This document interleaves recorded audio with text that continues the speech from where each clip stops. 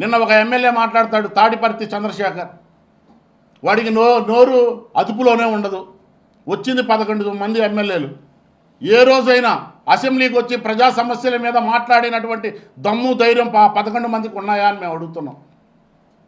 నిన్న జరిగినటువంటి మీటింగ్లో మా అధ్యక్షుడు గౌరవనీయులు పవన్ కళ్యాణ్ గారు మధ్యలో వెళ్ళిపోయారని చెప్పేసి ఆ బోగు ఛానల్ అయినటువంటి సాక్షి మీడియాలో మాట్లాడతారు. పవన్ కళ్యాణ్ గారు వెళ్ళిపోయారనేది నువ్వు చూసావా? నీ సాక్షి మీడియా ఛానల్ చూసిందా అని మేము అడుగుతున్నాం.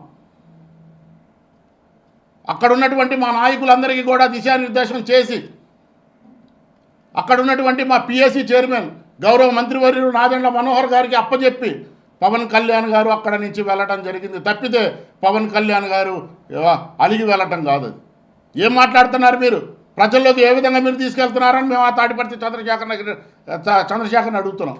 నిజంగా నీకు దమ్ముంటే నువ్వు ఎర్రగొండపాలెంలో గెలిచావు కదా, అక్కడి ప్రజలకి ఏ ఒక్క ప్రజల సమస్యనైనా నువ్వు అసెంబ్లీలో లేవనెత్తావా అని అడుగుతున్నాం.